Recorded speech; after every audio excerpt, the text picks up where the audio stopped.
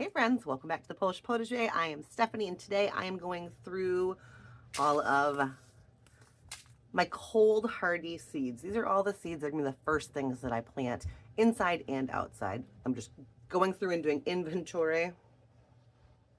And I think I've kind of figured out what ones I'm going to start. So let me show you. Okay, the first thing I plant every single year inside is onions. I do this because they take a long time if you start from seed. Many people buy the sets, little packs of little baby onions and plant those. I have better success with these. They get bigger, I get more of them. I've just done this the last 3 years and this is the way I'm gonna keep doing it. I'm gonna do 3 different kinds of onions, same ones I did last year, had very good success with them. This is the red Weatherfield. This red onion did great for me, by far the best red onion I've ever done here in Michigan. I'm gonna do some of these yellow sweet Spanish onions. I like a sweet onion like this. And then there's one called the Isla, A-I-S-L-A, Craig. And I ordered the seed from MI Gardener because I used it all last year. Nice big onions, I'm gonna do those too. The thing with growing these inside is I grow them all, I don't have a container next to me, but I grow them all in a container, not a wood, a plastic container, but about the size of this. And I just scatter all the seed right here for one variety.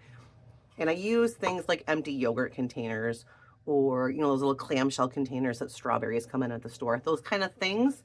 Put a little bit of seed starter mix in the bottom, scatter the seeds on top. They grow up looking like a mat of grass. And you just keep giving them a haircut and letting them get thicker and stronger and tease them apart and plant them as soon as you can work your soil. So those I get going first. They take a while.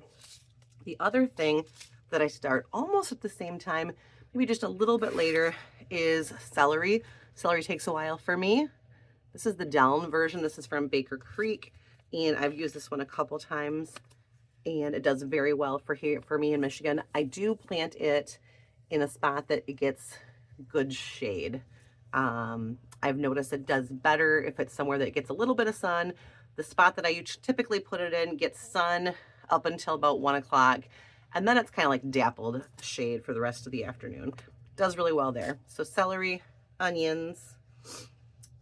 Inside, I will also do cabbage. I do 2 varieties of cabbages here. I'm going to do Copenhagen market cabbage for green. This is the Tete Noir. I've done this purpley cabbage. I like to make sauerkraut if I get quite a few of these. If I don't get enough to make a big batch of sauerkraut, sometimes I will just use it for boiled dinner. Or I will use it for coleslaw, fresh coleslaw. Fresh coleslaw is actually super easy to make. It makes a ton and it's way healthier for you than buying coleslaw. So cabbages. I'm not going to do traditional broccoli, but I'm going to do these spring rob rapini broccoli. Rapinis are little florets instead of a big head. I've tried these twice. They look really cute. They grow better than a head for me here, but they have gone to seed from a warm spell in the spring early. I'm going to give them one more chance. After that, I'm going to say broccoli's not my gig right now. And then I'm going to do cauliflower, this purple of Sicily. These were so pretty last year. They got so deep and purple. They were good. They did well. They didn't go to seed when that broccoli did. They stayed. They were lovely. I'm going to do more of these that year. As far as greenery type things, I'm going to do 3 types of kale. I plant a lot of kale because kale does well and it lives through my winter. So I'll plant it and I could probably go outside right now and pick some kale in the garden. It's pretty. I think it's beautiful and I can feed it to the chickens. So I do scarlet kale.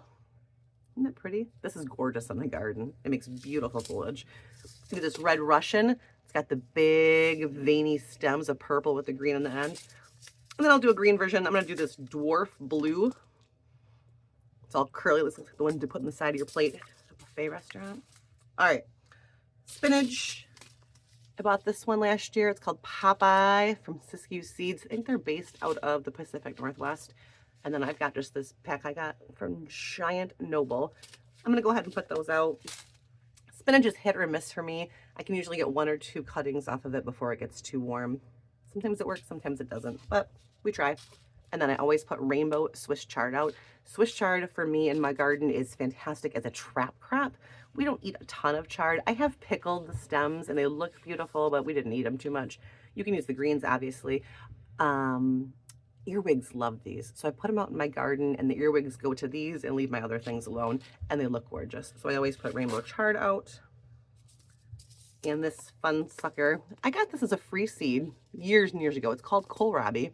This is the purple. There's also a white version, and it looks like an alien. This part all grows above the ground. It's just this root here in the ground, and you can harvest it and use it as you would kind of like a cabbage. I use it to make a slaw out of it. So we like it. I'll grow those. We didn't get any last year, so we kind of missed it.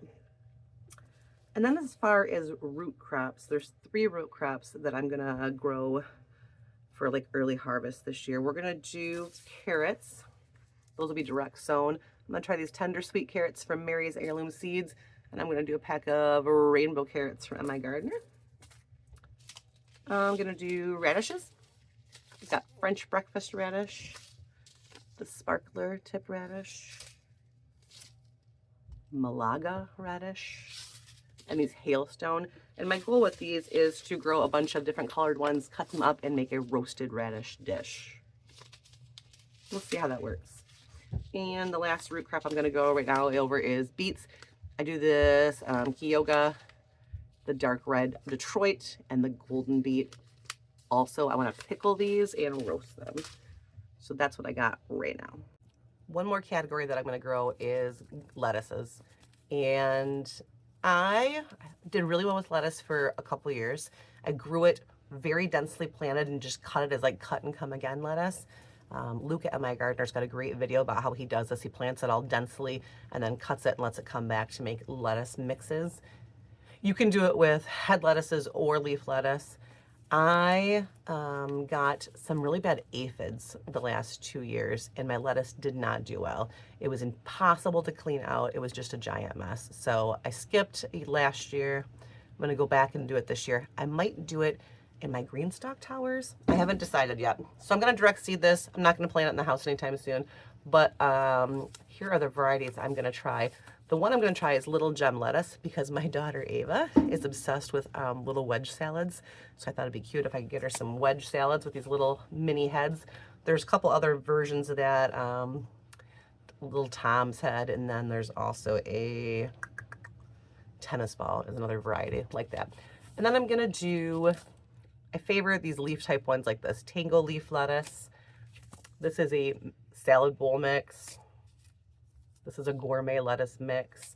And then I like a big red romaine. It's really pretty. I might even put some of these out decoratively, like out somewhere, and then use these if I want a big leaf for something, like a sandwich or something. So I'm gonna start these. Not gonna start them inside though.